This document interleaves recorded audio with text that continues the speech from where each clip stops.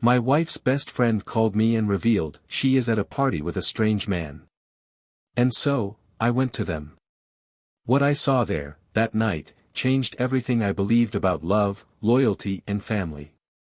That woman, with whom I had shared the last 18 years of my life, was sitting in a modern lounge, with amber lights and low music, as if the world had stopped for her. Laugh in a way you haven't laughed with me in a long time. She touched his arm as if it were something casual, intimate, natural. It was the kind of touch you only give someone when you want to be touched back. I approached calmly, not yet understanding if I was in a nightmare or in some emotional trap that my brain had created. But when she saw me, she froze. Her eyes, once filled with laughter, now screamed guilt and despair. That was enough. I took my cell phone out of my pocket, photographed the two of them there, frozen in time, and said, "Now everyone in your family will know about this. Including our children. Say goodbye to the wedding." What came after that was an emotional whirlwind that not even time could erase. Her words, trying to explain the inexplicable, sounded like shattered glass, nothing fit, nothing made sense. "It's not what you think," she repeated, "but how could it not be? How could anyone other than me take the husband's place in her head, the space in her schedule, the warmth of the bed we shared for nearly 2 decades? She knew what she was doing. Every deleted message, every different perfume on your clothes, every vague excuse about staying late at work. Now everything made sense. Those little signs that I ignored, because I believed too much in someone who had already given up on me long before the kiss with that stranger. And the next day, when I finally sat down with our 2 children on the living room couch and told her the truth, I could feel her world crumble in real time. The oldest, with wet eyes, asked, "Why would she do that to you, Dad?" And I didn't know what to answer. How to explain to a child that sometimes love from one side is not enough. That no matter how much you do everything right, no matter how hard you try, the other person might just give up. And the youngest just got up, went to her room, took one of the photos of the 2 of them together and threw it in the trash. I didn't say a word. Silence. The kind of silence that says more than any scream. Since then, she has tried everything to repair what was beyond repair. I sent messages, wrote letters, called late into the night. But there was no going back for anyone, like her, who crossed the line of trust. It was a mistake, she said. But it wasn't just any stumble. It was a choice. And choices have consequences. And that, she wouldn't do alone. At the divorce hearing, every word exchanged felt like a stab at the memory. The judge could barely hide his expression of disgust when he read the reports of the betrayals, the photos given as evidence, the prints of the messages that I managed to recover from the cell phone backup. As she shrank into the chair next to the lawyer, I maintained my posture, even though inside everything was in shambles. But I knew I needed to keep myself together. For me. For my children. For everything that could still be. And it was there, in that cold forum room, that I knew, she had already lost. Not just me. But the admiration of her children, the respect of her parents, and, most importantly, the little dignity she still had left. She thought losing her wedding would be the worst. But it wasn't. The real punishment was the look of her own son, who once called her a hero, now seeing her as a stranger. As if asking, without saying, "Who are you?" And that man? The strange thing. He disappeared from her life as quickly as he appeared. It seems even he understood that he was dealing with a woman too broken to rebuild anything. And that was when she was alone. Alone in a rented apartment in the center, where the noise of cars and horns left no room for the silence she so avoided. And it was there that she tried to start over, but without anyone who wanted to be around. Because what she destroyed was not just a marriage, but a story. A family. A home. One life. Meanwhile, I started over. Slowly. It wasn't easy. Trust, when broken, is difficult to rebuild even with other people. But in one of those unexpected turns of life, I met someone. Someone who didn't want to take anyone's place. Who looked at me as if to say, I don't need to know your entire past, I just want to be part of your present. And that's when I started breathing again. Smiling. Remembering who I was before all this. But something still intrigues me. A letter, sent by her weeks after the separation. I never opened it. I kept it in a drawer, under a pile of documents, like someone hiding a ghost. I recently thought about throwing it away. But something stopped me. And now I wonder, what did she write in that last attempt to explain herself? Is there something inside that envelope that could still change the way I see all of this? Or is this just another desperate excuse from someone who finally understands the weight of their decisions? Maybe it's time to open that letter. Or maybe, it's better to leave it sealed forever. Welcome to the channel. Here, we do not support and never romanticize betrayal. All the stories you hear are fiction based on real situations, created with the sole purpose of showing how devastating betrayal can be in the life of a person, a family, an entire story. Get ready, because what you're going to hear now is more than a story, it's a reality shock. Take a deep breath. Your mind is about to be scarred forever. From the first look, there was something between Daniel and Laura that seemed immune to time. It wasn't an impetuous passion, the kind that burns quickly and goes out easily, but rather a careful construction, a solid bridge built with affection, respect and a complicity that enchanted those who knew them. They met during a corporate event almost 20 years ago, when they were still too young to understand the depth of a commitment, but mature enough to recognize something rare when they found it. Laura, with her calm smile and eyes that seemed to carry a silent peace, awakened in Daniel a feeling he had never experienced. It wasn't just about beauty, although she was undeniably beautiful, it was about the way she listened, how she spoke slowly, how she looked into her eyes even when the subject was simple. He, in turn, was the type of man who conveyed security just by being present, a man who listened more than he spoke, who made small gestures that lasted in the memory, like delicately adjusting the strap of her bag on her shoulder or remembering the name of the waiter who served them the first time they went out together. They built their lives as if they were building a house brick by brick. The first small apartment with furniture inherited from his parents, then the purchase of a used car, the arrival of his first son and, a few years later, his daughter. They were intense years, marked by sleepless nights, stacked bills, professional achievements, smiles in the midst of exhaustion. They created routines.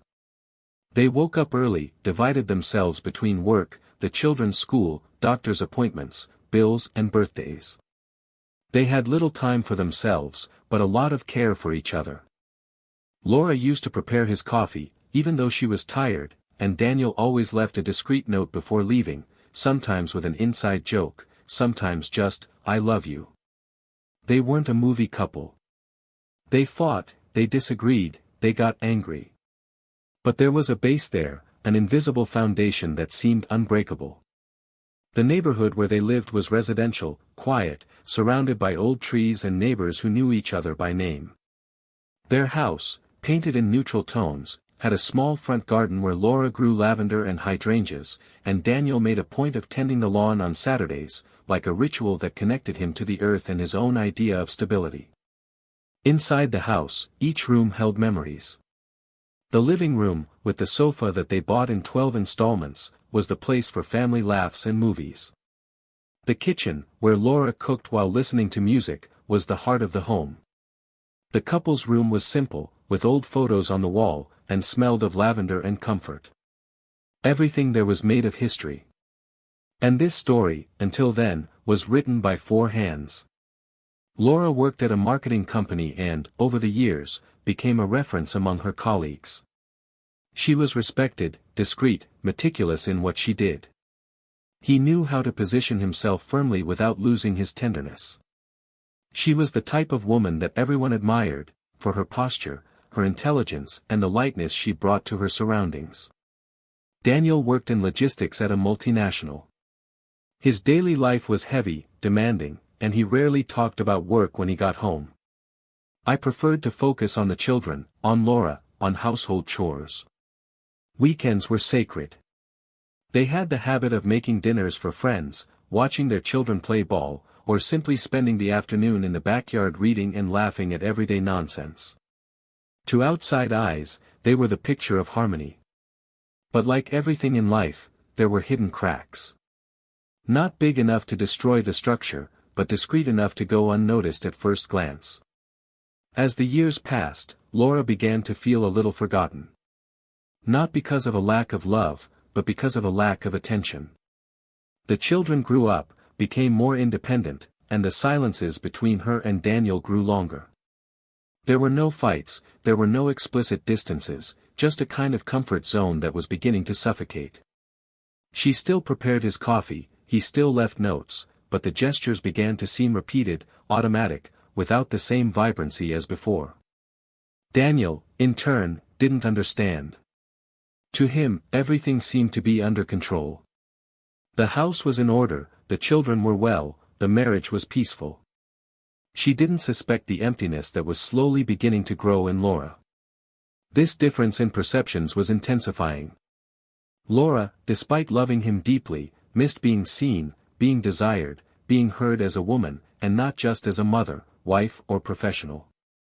As much as she tried to stifle this feeling with gratitude, after all, she knew she had a good life, something inside her began to ask for more. Daniel, on the other hand, believed that love was proven in constancy. Paying on time, talking to your children, being physically present. He never imagined that Laura's silence was a muffled scream. They still laughed together, still made plans for the future.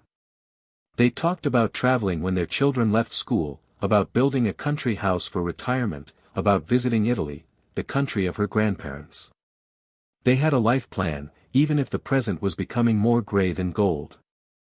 And even with the small changes, her more frequent absences, the long looks in the mirror before leaving, the cell phone always facing downwards, Daniel saw no signs of alarm. He trusted. And perhaps that was her biggest mistake, trusting too much in those who also felt lost. The children, teenagers, began to notice the strange atmosphere, although nothing was said. The oldest, introspective, closed himself off to games and books. The daughter, more sensitive, asked if her parents were okay when she sensed the absence of laughter at the table. But Daniel and Laura knew how to smile. They knew how to maintain the facade of normality like someone who keeps a play running for too long. The house was still clean, dinners were still served, photos on social media showed the ideal family.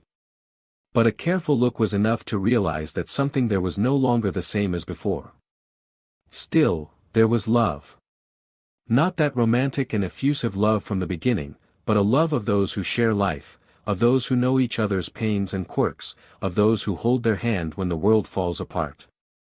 It was because of this love that Daniel remained firm, believing that everything was just a phase, a natural curve of time.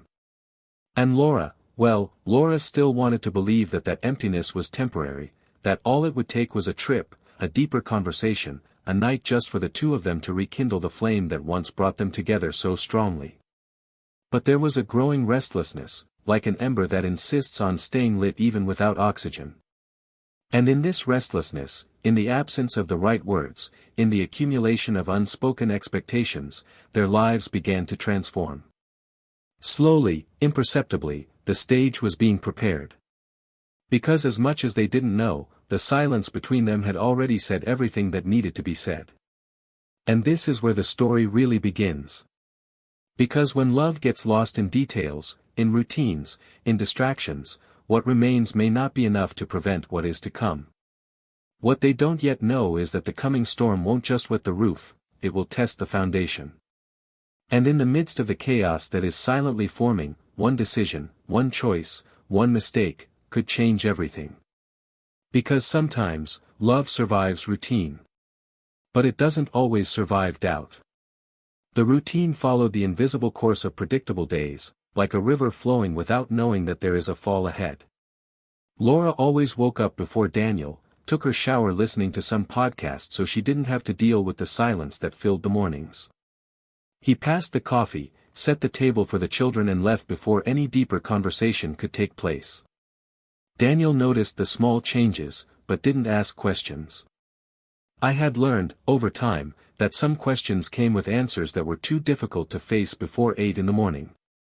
He believed that phases like this would pass as they always did, with a weekend for two, a trip, an intimate reunion. But this time, it didn't happen. What he didn't know was that Laura had already crossed an internal limit, a point at which doubt becomes desire and desire begins to occupy spaces that love left vacant. The messages started out innocently enough. A colleague at work, involved in a project that required after-hours meetings, corporate lunches, calls at unlikely times. Laura mentioned his name casually at home, without noticing how her eyes lit up a little more when she talked about him. Daniel didn't notice this, and perhaps if he did, he would have attributed it to his professional enthusiasm. He always encouraged Laura to grow in her career, admired her intelligence, felt proud when people spoke of her with respect. The trust he placed in her was solid, perhaps too solid, to the point of becoming naive. And it was in this space of freedom that everything began to transform. Meetings lasted until the evening, lunches became dinners and messages began to be exchanged not just about work. Laura felt alive, or at least different. It wasn't love she felt, but something new, electric, an impulse that lifted her out of the emotional doldrums where she had settled. That man listened, made discreet compliments, noticed details, like the color of the nail polish or the new haircut, things that Daniel, involved in family routines, had failed to notice. And although there was still love for Daniel, a love she swore she didn't want to lose, the excitement of being seen in another light began to take over. First in thoughts, then in actions. Daniel began to notice increasingly constant absences. Laura's cell phone, always locked and facing down. The delay in responding to messages. The weekends when she said she was overwhelmed, but went out to clear her mind with trips that were never well explained. He began to observe, silently. And it was in this silence that his pain intensified. He began to suspect, but refused to admit it. Because admitting it would be like accepting that what he built with so much effort was crumbling right before his eyes. So, instead of asking, he became more present, more caring, more gentle, as if his love was capable of preventing the inevitable. The children also began to notice Laura's emotional absence. She was still there, physically, but increasingly distant. The eldest son became more withdrawn, the more sensitive daughter began to spend more time with her father. Daniel filled the empty spaces with silent affection. I bought flowers, prepared dinner, suggested short trips, always hoping that some spark would resurface. And Laura, in her contradiction, felt guilt. A bitter guilt that mixed with desire, making his days a tightrope between what was right and what was seductive. She tried to justify to herself that it was just a phase, that nothing was concrete yet, but the messages exchanged at inappropriate times, the disguised touches, the lingering looks, everything screamed the opposite. Until one night, the border was crossed. Laura was invited to a company event, an informal party celebrating the success of a project. I told Daniel that it was something small, just for direct employees, and that I would be back early. She dressed more carefully than usual, put on a different lipstick, a perfume he didn't recognize. Daniel watched, felt his stomach turn, but said nothing. He just wished him a good night and stayed with his children watching a movie that he could barely pay attention to. In the early hours of the morning, she still hadn't returned. Messages were not answered. The cell phone went straight to voicemail. He tried to sleep, but the pillow felt like concrete. And that's when the phone rang. It was a call he never expected to receive, Laura's best friend, a discreet, always loyal woman, who couldn't bear to keep what she had seen. She spoke quietly, almost as if apologizing for being the messenger of disaster. He said that Laura was in an intimate bar, accompanied by a man, in a posture that left no doubts. Daniel felt his blood run cold. The throat dries up. The mind spins. He didn't ask anything else. He took the car keys, went through his children's room, and left. The city seemed silent, as if it knew something was about to happen. When he arrived, what he saw was exactly what he feared, or worse. She wasn't just with another man. She was delivered. Laughing, with her hand on his shoulder, with her head tilted as she did in moments of intimacy. Daniel didn't approach right away. He watched for a few minutes, trying to process the absurdity of the scene. In his head, scenes from the past ran like a fast-paced movie: the first time he saw her smiling, the birth of their children, their birthdays, their kisses on the forehead, the times they cried together. All of this now reduced to the dust of a betrayal that burned more than any physical wound. When he finally approached, she turned, and the smile died on her lips. He remained motionless. The man next to her raised an eyebrow, confused. Daniel didn't say anything. He took out his cell phone, took a photo of the two of them and, in a low but sharp voice, said that now everyone would know, including his children. Laura tried to speak, but her voice didn't come out. He tried to run after him, but his legs were shaky. The man next to her stood still, visibly uncomfortable, realizing he had entered territory where he was not welcome. Daniel left without looking back, but inside, he felt as if every step was an implosion. When he arrived home, he entered in silence. He sat down on the sofa. He spent the night awake.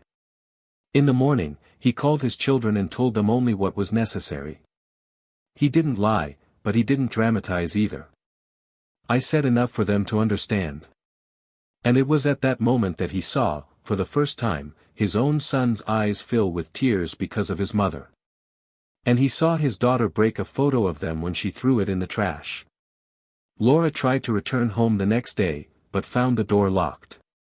Daniel had already sorted his things, leaving a suitcase ready. There were no screams, there was no scene. There was only the deafening silence of someone who was wounded in the deepest part of their soul. She tried to explain herself, tried to justify, but nothing seemed to make sense. Because deep down, she knew. He knew it wasn't just a failure. It had been a choice. And now, he would have to deal with the consequences. But what she still didn't know, was that that moment wasn't the end yet. It was just the beginning of an even more bitter truth. A truth hidden between the lines of what seemed like just a betrayal. Because what was about to be revealed wasn't just painful. It was unforgivable. The days following the breakup were a silent sequence of irreversible decisions. Laura started living in a small, hastily rented apartment, surrounded by open boxes, makeshift furniture and the constant sound of the refrigerator running as the only sign of life in her new home. I tried to work, I tried to eat, I tried to sleep, but everything revolved around a pain that seemed to have no direction. Daniel, on the other hand, remained calm like a shield. He took care of his children, his home, his own routine with the precision of someone trying not to go crazy.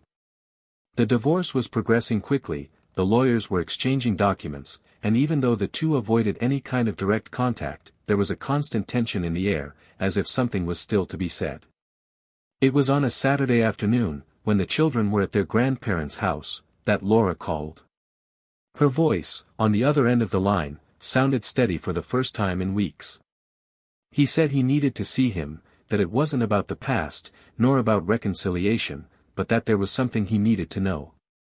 Daniel hesitated. The last thing I wanted was to relive any feelings linked to that breakup. But something in her tone convinced him. They arranged a meeting at the cafe where they used to go on their wedding anniversaries, as if, unconsciously, they were returning to square one in the relationship. Laura arrived early, sat at the table in the corner, fixed her hair, tried to contain the sweat on her hands. When Daniel appeared, he seemed thinner, his eyes were deeper, but he still had that posture of someone who doesn't allow himself to break in front of anyone. He sat down without greeting her. He asked her directly what she wanted. Laura took a deep breath, looked into his eyes, and for the first time since the end, she didn't cry. He said he was there to tell the truth that had been silenced out of fear, out of shame, out of cowardice. And then, bluntly, he revealed that the man he saw her at the party with wasn't just a coworker. It was someone she had been in contact with for a long time. And the cruelest thing was not the duration of it, but who had facilitated everything. Laura said, with a choked voice, that the call Daniel received, the complaint made by his supposed best friend, was not spontaneous. It was planned. Daniel frowned, the air caught in his chest. Laura continued. He revealed that this friend, in fact, had been an accomplice from the beginning. The two had plotted the ideal moment for the discovery. The idea was to create a controlled situation, where Daniel could catch her, yes, but where she could later try to reverse the guilt, alleging a moment of confusion, a personal crisis, something that would give her room to rebuild the relationship from the chaos. But everything got out of control. The friend, overcome by regret or perhaps driven by a real impulse, called him earlier than agreed, delivering everything without Laura having the chance to prepare the speech. The act wasn't supposed to be that way. She didn't expect him to photograph her, to say those cutting words, to leave like someone closing a door forever. Daniel interrupted her, asking why. Why would she have done that? Why involve a friend? Why manipulate everything like that? Laura responded with glassy eyes and a sincerity that mixed guilt and despair. He said he wanted a reaction. That in the last few months I felt like I was disappearing. That he, even present, seemed distant, inaccessible. And that a part of her, sick and needy, thought that making an impact, provoking jealousy, lighting a spark, could bring back the attention she missed so much. But he never, at any time, wanted to lose his family. He never imagined the result would be like that. He said the lover was never a long-term plan. That there was no love there, just an escape from what she couldn't name. Daniel listened without blinking. The words hit him like icy waves, repeated, incessant. When she finished, the silence that fell between them was greater than any scream. He stood up, picked up the cup, drank the last sip of cold coffee and looked at her with frightening calm. He said there was nothing else there. That everything she had just told him, no matter how painful it was, only confirmed a truth he already knew: trust had not been broken just by physical betrayal, but by every lie constructed, by every deliberate manipulation, by every attempt to transform pain into an instrument of control. He said he was sorry not for the loss of his marriage, but for having loved someone who, deep down, never had the courage to love him maturely. Laura asked for forgiveness. He asked through contained tears. He said he regretted the plan the minute after. Who tried every day to go back in time, prevent that meeting, undo every wrong step. But there was no going back. And he knew it. Daniel didn't respond. He turned and left. And as he walked down the sidewalk, something inside him broke once again, but not with sadness, with relief. Because now, finally, everything made sense. The puzzle pieces were in place. And with the naked truth exposed there, he could finally leave behind any doubt, any shadow of hope. The pain now had a name, face and shape. And he was ready to free himself from her. But what Laura didn't yet know was that the true impact of her choices was just beginning to reveal itself. Because, without her realizing it, by manipulating her own husband, by trying to control the narrative, she opened doors that could never be closed. Doors that involved not only his reputation, but his own children. Doors that would take her to a place where forgiveness would no longer have space. And that fate, inevitable and devastating, was closer than she imagined. In the days following the meeting, Laura sank into a state of almost feverish restlessness. The conversation with Daniel had left her in pieces, but it had also given her a brutal awakening. For the first time since the end of her marriage, she faced not only the pain she had caused, but the trail of consequences that was yet to come. The feeling of having told the truth freed her on the one hand, but crushed her on the other. Daniel now knew everything, or at least he thought he knew. Because there was a part of the story she still kept under lock and key, a detail that had seemed small at first but now loomed large in her consciousness like a sentence: the man she'd gotten involved with wasn't just a colleague, nor just an emotional fling. He had a direct and deep connection with something Daniel would never have imagined. And that changed everything. She tried to live normally, maintain a routine at work, avoid questions from colleagues, pretend to have an emotional stability that no longer existed. The nights were torturous, and the only sound in the apartment was that of one's own doubts echoing. Laura knew she needed to tell what was still missing, even if it cost her what little dignity there was left in her image. Because, in secret, a truth was approaching the boiling point. A truth that involved not only her, but also her son. And it consumed her like a slow, unbearable fever. Daniel, in turn, had decided to move away from everything that reminded him of his old life. He reconnected with old contacts and went back to places he hadn't visited in years. A childhood friend, Isabella, with whom he had lost contact during the years of his marriage, reappeared in his life like an unexpected bomb. She had recently gotten divorced and, upon learning from acquaintances what had happened to him, decided to look for him. The reunion was simple, without pretensions, but there was a lightness there that he hadn't felt in a long time. Isabella didn't ask questions, didn't offer advice, she just listened. Over time, they began to walk together on weekends, drink coffee without rushing, and talk about life with an honesty that surprised even them both. There was a comfort in being with someone who didn't demand explanations for every silence. The children, although still shaken, began to show signs of emotional recovery.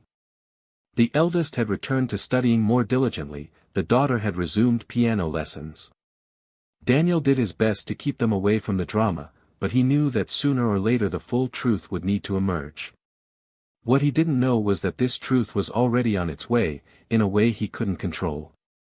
Everything started to fall apart on a Saturday afternoon, when Laura went to school to get her youngest son's documents. There, she accidentally met the pedagogical coordinator, who called her for a brief conversation. During the conversation, he mentioned that he had received an anonymous report regarding inappropriate behavior by a school employee, and that the matter had been taken to the board. Laura froze. The coordinator didn't say names, but she knew exactly what it was about. The man she had gotten involved with wasn't just a coworker. He was a substitute teacher at the same school where his son studied. And although the relationship did not begin within that environment, the revelation of it, in that context, was explosive. And dangerous. The coordinator informed that the school was investigating everything carefully, and that, for now, classes would continue normally. But Laura left with wobbly legs. She knew the truth was about to explode in all directions. And, this time, the impact would not only be on the destroyed marriage, but on the son's reputation, on the social environment in which they lived, in the eyes of the other children's parents. Daniel didn't know anything yet. And that tormented her more than anything else. At the end of the same week, Daniel received a call from the school principal. He asked him to attend for a delicate conversation about something involving his son. Imagining common school problems, he went to the meeting without rushing. When he arrived, he found Laura in the waiting room. She was pale, her eyes were swollen. The director received them formally and, after closing the door, went straight to the point. He said the school had received cross-reports from parents and staff about personal involvement between a student's mother and a teacher, and that the atmosphere had become untenable. Even though there was no evidence of any inappropriate conduct toward students, the proximity between the personal and school worlds had created a crisis. The school had taken the decision to preventively remove the teacher, while it sought a solution for the damage caused. Daniel heard everything in silence. Little by little, his expression changed. He looked at Laura, without understanding. The director paused and then added, "The dismissed teacher is Mr. Eduardo, who is also listed as an outsourced employee at the company where Ms. Laura works." The information began to circulate through informal channels and reached here through an anonymous complaint. Daniel turned his face to Laura, and in that instant, he understood. She had not only betrayed her marriage, but exposed her son to a humiliating situation. It took a few seconds before he said something. And when he spoke, it was with a low, precise voice that cut like a blade. "Was it with him?" Laura nodded. She tried to explain that she didn't know Eduardo worked at the school when it all started. That the relationship had started in another context. But Daniel no longer listened. His mind was on fire. The idea that his son would have to deal with the public shame of knowing that his own mother was involved with someone at school devastated him. She stood up, thanked the director and left the room without saying another word. Laura ran after him down the hall. He called your name once, twice. He stopped only when they were outside. She asked him to listen. He said there was no involvement between Eduardo and any student. That it was a personal issue. That he would never put his children at risk. But he interrupted her. He said she had no idea what she had done. That until then, no matter how unforgivable the betrayal had been, he at least believed that it had protected his children from any direct consequences. But now, everything was contaminated. He said she destroyed her own image as a mother. That was the kind of mistake you made in life. She cried, begged for understanding. She said she wasn't a bad person, that she was just lost. But Daniel no longer saw the woman he had built a life with. He only saw a shadow of someone who made decisions that would echo in the childhood and adolescence of his own children. That night, Laura received her first call from one of the class parents. It was short and brutal. They said she was no longer welcome at parent meetings, that her presence was embarrassing. And there, alone in the apartment's living room, she understood. Isolation had begun. The social judgment, the silent withdrawal, the sideways glances. She tried to control a narrative, manipulate feelings, provoke reactions, and now she was a hostage to the plot itself. Daniel, upon returning home, went to his daughter's room and found her writing in her diary. She looked at him with eyes full of questions. He sat next to her, in silence, for a few minutes. Then he said that some truths are too difficult to understand immediately. That sometimes the people we love most make bad mistakes. But that doesn't mean they have stopped loving. Just that, for some reason, they lost their way. The daughter just nodded, hugged her father tightly, and said she loved him. He smiled, but inside, everything hurt. The next day, Daniel received a new message from Isabella. She asked if he would like to have dinner with her that night. For the first time in a long time, he accepted without hesitation. I wanted to talk about other things, breathe different air, remember that there were still possible paths after the destruction. And maybe he really was ready for something new. Because if there is one thing that pain teaches, it is the ability to clearly recognize what you no longer want to live. And Daniel finally knew. The tide of events that had submerged everyone involved was slowly beginning to recede, but the damage left was too deep to simply be ignored. Daniel walked among the wreckage of the life he built, aware that he could never go back to being who he was before. The discoveries of the last few days had infiltrated his flesh like invisible needles, reorganizing his perception of love, trust, and most importantly, emotional responsibility. The disappointment with Laura was no longer just marital, there was now a deeper pain, which touched his role as a father, as a man, as someone who always believed that the truth, however painful it was a sacred pillar of coexistence.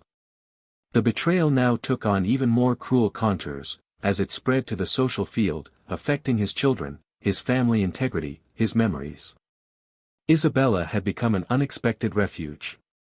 At her side, he discovered the pleasure of weightless conversations, dinners without expectations, company without demands.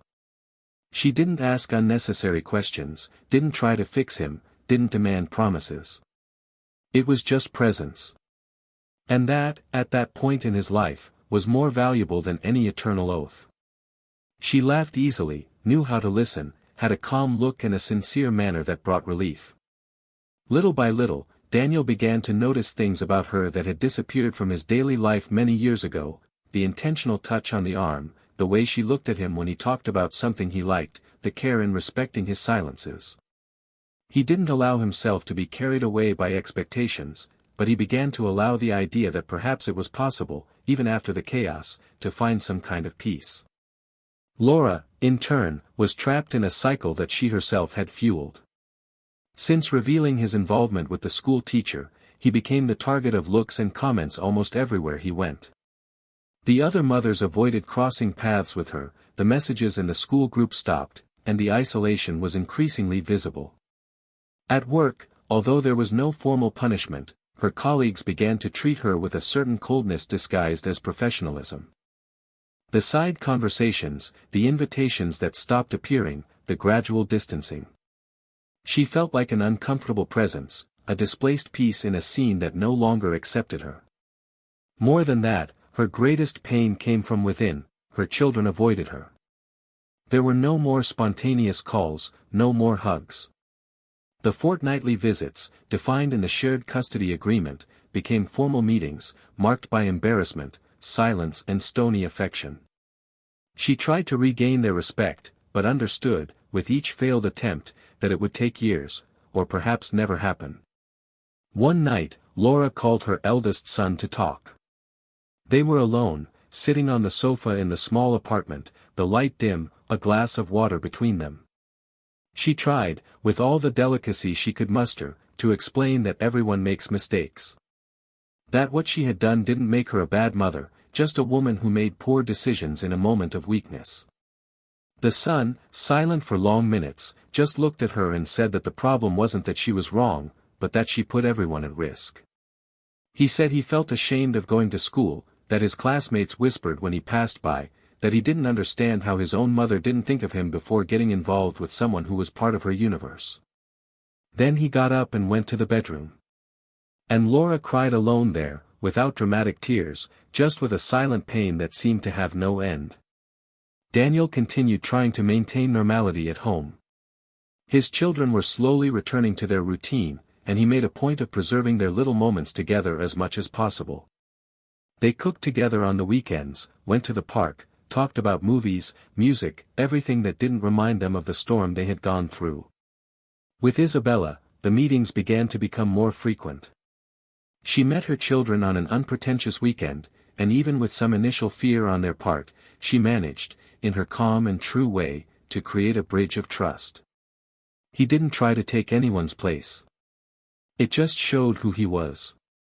And little by little, the house that previously seemed marked by ghosts began to gain new energy. But none of that meant Daniel was completely over it. Sometimes, in the silence of the morning, he was overcome by memories that gnawed at him. The images of Laura smiling with another man, the moment she heard about the exhibition at school, the disappointed looks on her children's faces. Everything still hurt. But now it was a teaching pain. He knew he would never love the same way again, but he also knew he could love in a new way, more conscious, more whole, more fair to himself. Laura, aware that she had lost almost everything, began to seek professional help. She started attending therapy sessions, not to try to get anything back together, but to understand what led her there. For the first time, she began to admit to herself that her actions were not just the result of neediness or loneliness, but of a deep disconnect with her own values. She discovered old pain that she had never treated, emotional wounds that she camouflaged with toxic perfectionism, with a constant need for validation. And, in the process, he started writing letters, one for each person he had hurt. She wrote to Daniel, to her children, to the school principal, to the friend she used as a pawn in her game. He kept them all in a box, not knowing if he would ever have the courage to hand them over. But writing was a step. A gesture. A way of trying to rescue parts of yourself that you still believed you could save. Time, as always, began to operate its slow and inevitable action. The waters were still murky, but they were no longer as turbulent. People went on with their lives, and the story that had been the center of so many eyes began to be replaced by other narratives. There were still wounds, there were still ghosts, but there was also room for reconstruction. And even for Laura, in the midst of the solitude she carved for herself, small cracks of light appeared. A more friendly conversation with the daughter, a message from the son saying he would stop by to pick up a book, an email from the school informing that the teacher would no longer be returning to the substitute pool.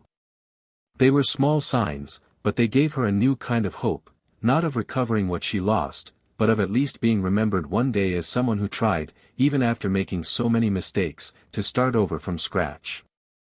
Meanwhile, Daniel observed everything with a more serene look. There was no hatred, there was no thirst for revenge. There was just a feeling of liberation. He knew that, no matter how much the pain left scars, life was before him, waiting to be lived in another way. And with Isabella, he started to do that. Not in a hurry. Not with promises. But truthfully. Because, in the end, all he wanted, and all he deserved, was someone who was there as a whole. No secrets.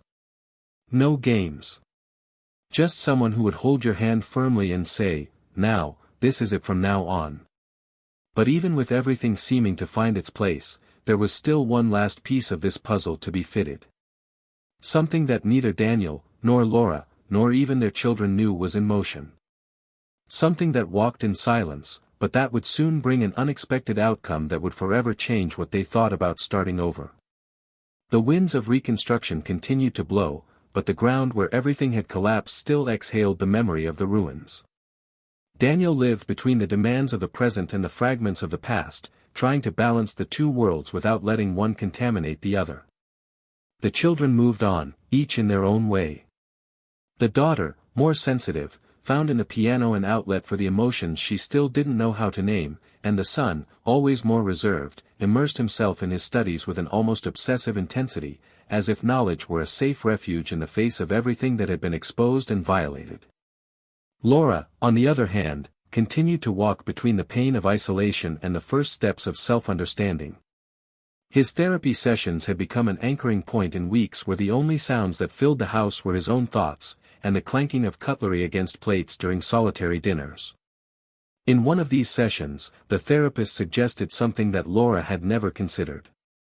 He said that perhaps she should write a letter directly to Daniel, not to try to get back together, nor to formally ask for forgiveness, but to offer dignified closure. Something that spoke of everything he would never understand with just the suits. Something that revealed not what she did, but what she was, or what she was trying to be now. Laura resisted the idea for days, but eventually gave in. He sat down at the table, took a deep breath, and wrote as if it weren't meant to be read, as if it were a last attempt to empty his chest. And when he finished, instead of keeping the letter, he put it in a white envelope, sealed with almost ritualistic care, and decided to deliver it by hand. Not as a request, but as a necessary end. A final point where everything still seemed reticent. Daniel, that same weekend, had decided to do something he had been putting off for months: visit the sea. Ever since he was a child, the sound of the waves and the salty smell of the wind gave him a sense of belonging that no other place offered. With Isabella and the children, he left for a small coastal town where there was a simple wooden chalet rented by a couple of friends. The idea was to spend a few days there in peace, away from pressure, away from memories. Isabella, intuitive as always, realized that Daniel needed silence more than any conversation. And respected. During the day, everyone walked together, explored the region's trails, and laughed around the improvised campfire at night. But there were, still, moments when Daniel was absent from the present body, with his eyes fixed on the horizon, like someone who hears things that only the sea can say. It was in this atmosphere that Laura decided to deliver the letter. I found out about the trip from an unpretentious post on Isabella's social media, and although I hesitated, I felt like I needed to end my part in that story. He got in the car, drove to the coastal town, and stopped a safe distance from the cabin. He knew he shouldn't show up, that his presence there would be invasive, but the need to say goodbye honestly overcame the fear of confrontation. She walked to the porch, left the envelope on the wooden table and left before anyone saw her. The letter, however, was first seen by Isabella, who, when going out to have coffee alone on the balcony, noticed the envelope with Daniel's name written in hand. She picked it up, examined it for a few seconds and thought about throwing it away, but something in her intuition stopped her. He went in, handed it to Daniel, and just said that it had been left there. No anger, no demands. Daniel took the envelope, hesitated for a moment, and after a long sigh, opened it. The content of the letter was unlike anything he imagined. There were no justifications, no emotional manipulations. Laura spoke with raw, cutting honesty. He talked about the loneliness he still felt within his marriage, but not as an accusation, but as a confession from someone who also didn't know how to ask for help. It revealed the insecurities that were eating her up inside, the need to feel wanted, heard, alive. He admitted that he chose the worst way to resolve this and that he paid the highest price for it. He spoke about his children with real pain, about the loss of their trust, about the shame he felt when he looked in the mirror. And then, in the last paragraphs, I didn't apologize, but I wished him a full life, with love, with truth, with peace. She said that she hoped, one day, to be remembered not only for her mistakes, but also for her attempt at reconstruction. And he signed with just his first name, as if, somehow, she was no longer the woman he had married. Daniel finished reading in silence. The paper stayed in his hands for a few minutes until he decided to put it in the drawer of his bedroom desk. I didn't know what I felt. There was no forgiveness, but there was also no more hate. It was as if the letter had sealed something that was too open. That night, by the sea, he walked alone on the damp sand and let the wind carry his thoughts. He remembered Laura from years ago, the woman with whom he shared so much. And for the first time since the beginning of everything, he was able to be internally grateful for the time spent with her, without denying the suffering, but without letting himself be imprisoned by it. It was a cycle that ended with pain, but also with dignity. The children, upon returning from the trip, noticed something different about their father. He was lighter, more present, more whole. With Isabella, things followed naturally. They didn't talk about the future, they didn't make grandiose plans, but they built a solid present together. Isabella understood his silences, knew how to respect his limits, and this created a connection between the two based on authenticity. There were no promises of eternal love, but there was a simple truth that was beginning to grow. And that was more than enough.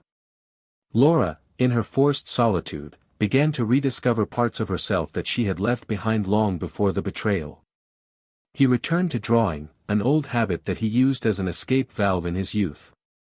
I spent entire afternoons with a pencil in my hands, filling notebooks with lines and shapes that seemed to have a life of their own.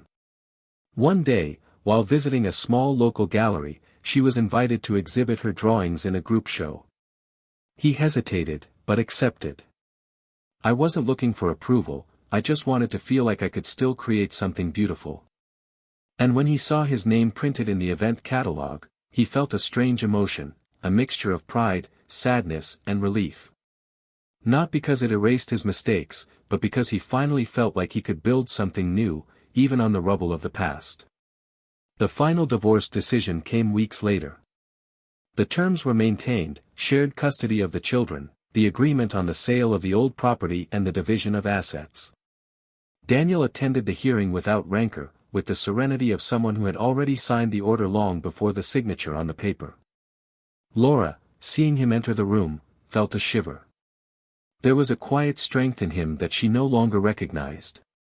At the end of the process, they exchanged a nod. Speechless. No goodbyes. Just a brief gesture, which said more than any conversation. On the way back, Daniel drove in silence with his children in the back seat, listening to light music on the radio. The sun was shining in the rearview mirror, and there was a sense of closure in the air. One stage had been completed, and another was just beginning. He knew the scar would remain, but it no longer hurt like it used to. It was just a memory. A landmark. A reminder that, no matter how much life insists on breaking, it also offers the pieces to rebuild itself.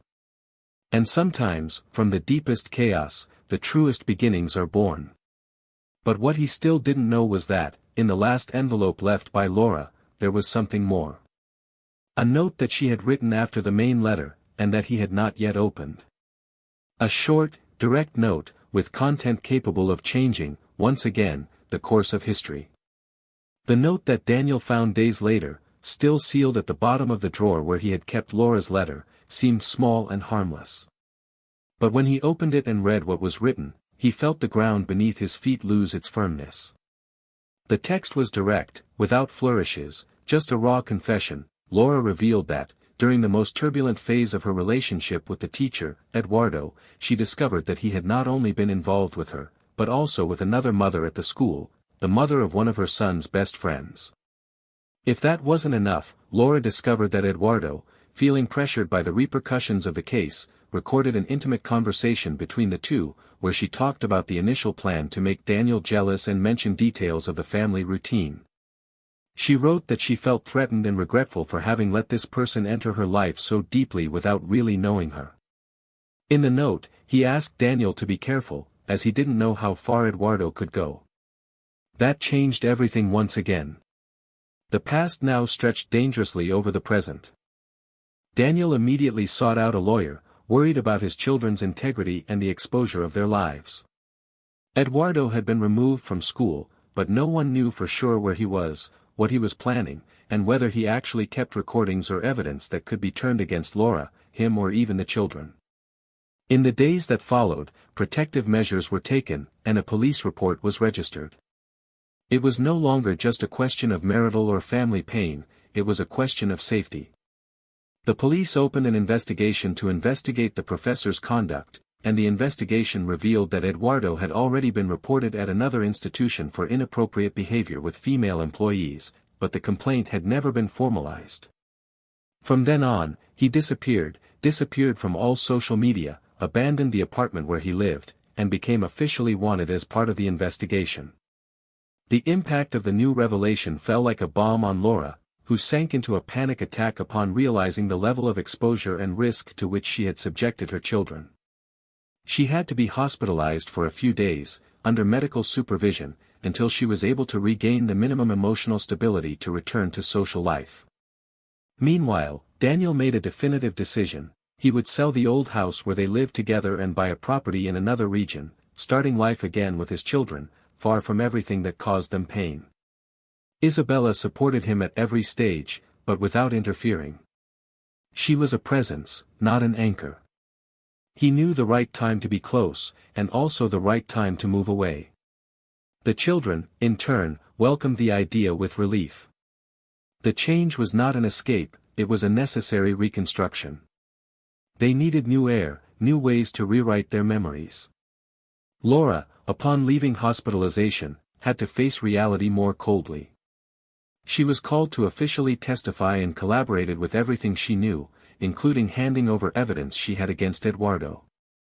The prosecution considered her testimony essential to the case, and for the first time in months, she felt that, even in her guilt, she could be useful.